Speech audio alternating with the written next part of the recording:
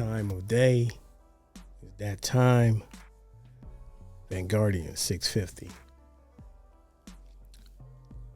Question of the day is, where is Benny the Butcher's album? When is it going to drop? I heard the single today, One Foot. I liked it. Produced by Hit Boy. Featured by Stove God. I liked it. I'm not going to lie. I want more. But I want him, if it's not right, it's music. You got to feel it. You got, artists is, he said he's going to give us the album of the year. We're still waiting. And the one I think he did, the one he did dropped earlier with Lil Wayne. That was okay. I really did. I dug it. I thought Wayne shined on there, kind of outshined Benny, but I don't go in to compete. I mean, of course we comparing bars, but we're not really, it's competitive, but I'm still keeping it in the concept of the song. I thought the song was okay. I thought Wayne's performance on the It's a Big Dog, I thought that was exceptional. Wayne's been hot. And I thought Benny's verse was fine too. This one I heard today, pretty good. Benny's, doing Benny, and Stove God doing Stove God. I would like to hear more of them. Particularly Stove God's kind of, transitioning as he's transitioned away from maybe West Side Gun so much, but still doing his thing, but he's getting outside of that. I'm here for it, you know what I'm saying? So I would like to hear it. He could be on featured more on the album when it actually does come out, Benny. But I'm here for it. I think he was recently down here in DC in the Howard Theater. I saw the video footage of that. Looks great, man. Looked like he was well received. It's good to see the city come out and really support, man, these guys, because they're giving us some fire music. Like I said again, I like Hit Boy's production on this. A lot of people, they try to hate on Hit Boy. That's how I look at it, but Hit Boy's doing this thing, man. He's experimenting with new sounds, man. Kind of like, giving his creating his own music, man. As far as within his lane, and he's still giving out some fire beats, man. So, I mean, I love the project he did with the whole Nas thing, the 2 series. That was fire. But a lot of people, they're stuck on that Illmatic pipe, you know what I'm saying?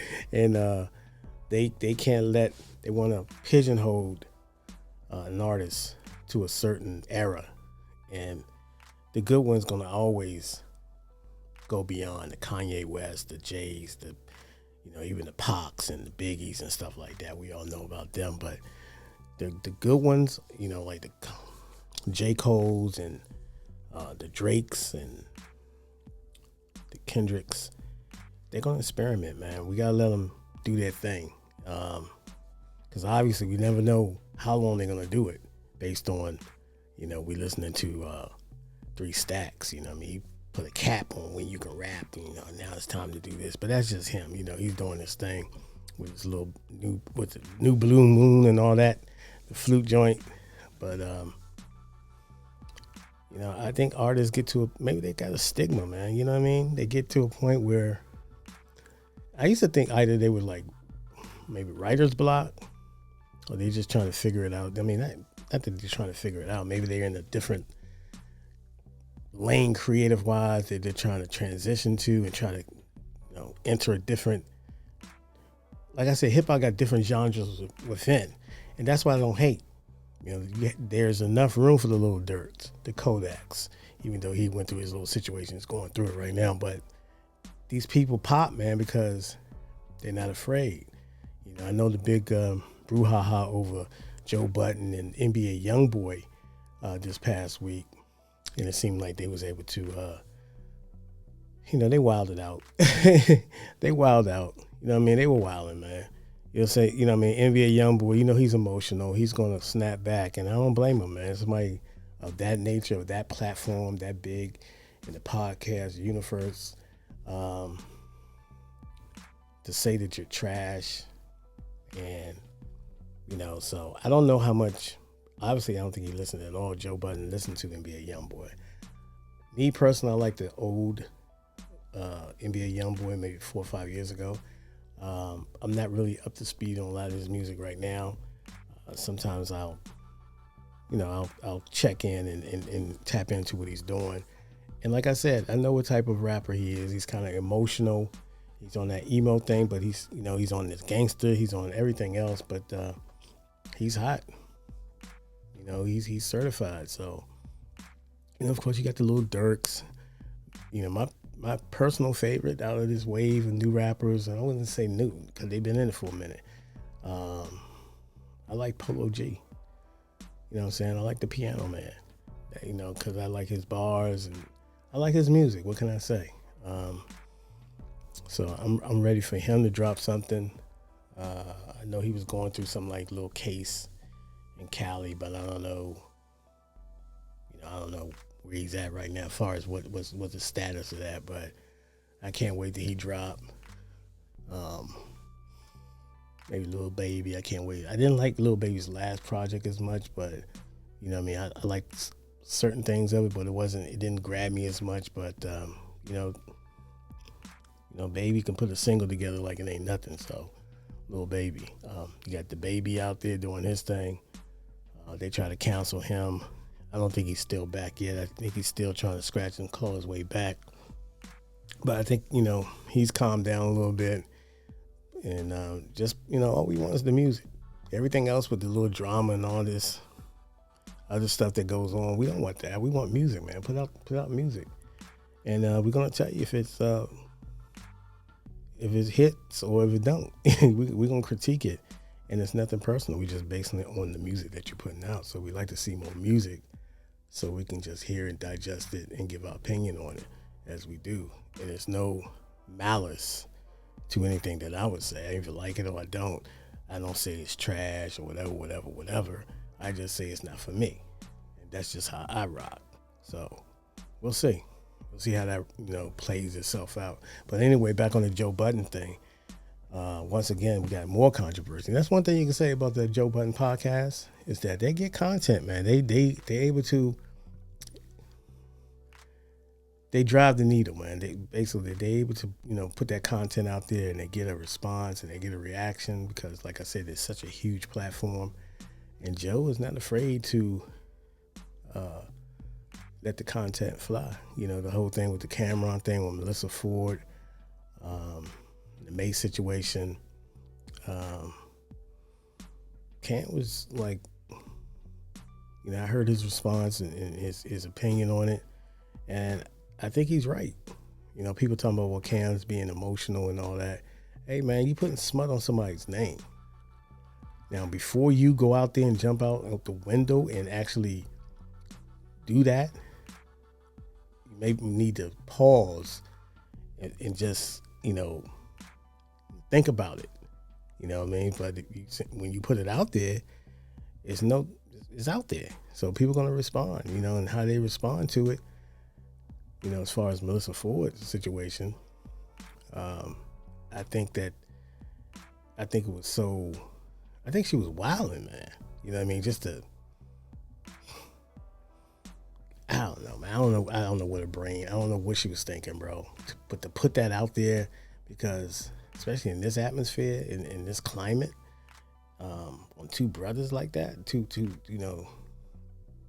that type of jacket on somebody, you just. Hey, it could be a Cam Sue. I can't say that I blame him if he decided to do it. I know he was on the fence about it. He said he was gonna think about it, but at the same time, he got a valid point, man. You just putting accusations out there like that. You know what I mean? So then Cam, how Cam is. Cam ain't gonna let that fly. He's gonna respond. He's gonna be tactical with it. He's not gonna let it go. He's gonna drive home the point, and I can't blame him in the situation. I think he did what he had to do as a man, and so Melissa Ford, I don't think your little your podcast host co-host were riding that, but at the same time, you gotta go through it. You gotta take the backlash and everything else. I saw the Queen's Flip did a reaction to Cam's reaction, and he replied back to Cam. Their situation between him, they haven't been really that well. Cam kind of like said he blocked him out things because of some situation or favor he was asking Flip to do, but Flip didn't follow through with it. So Flip replied back, "What you asked me to do is kind of outrageous," and based on consultation, it was like he just, like I said, he couldn't do it.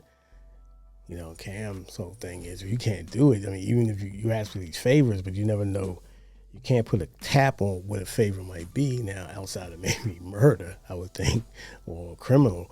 But, it is what it is. That's between them. That's some grown man thing between, they'll work it out. Of course, Joe Budden, he sits back and people kind of criticize him for, they criticize him. A lot of criticism came towards Joe Budden as far as he didn't edit that part out that Melissa Ford was saying. I see both points. Like I say, Joe right now, it's about content and what drives the needle, even though it can be very controversial. You know what I'm saying? You got co-hosts out here throwing out these wild allegations with no proof, nothing, just putting it out there. So people thought, Joe Budden maybe should have leaned on the side of caution in regards to that, but he let it fly. It's pre-recorded, so he let it, he had plenty of time to edit it, so he just let it fly as it flew. So, he owns, that's his content. He's a grown man. He owns it, and what he decides to do with it is at his mercy. So it is what it is. But anyway, shout out to Cameron. Shout out to Melissa Ford, even though you was kind of wrong. You was wrong. I ain't gonna say kind of. You was all the way out of pocket on that one. But you know what I mean. Hopefully this can be a learning lesson. But just think before you actually say things that might be very, very, especially putting people's reputations on the line. So, and shout out to the Joe Budden podcast. Shout out to Flip. Shout out to everybody out there that's taking a chance in life and doing what they want to do. Anyways, I'm out. Peace. Vanguardian 650.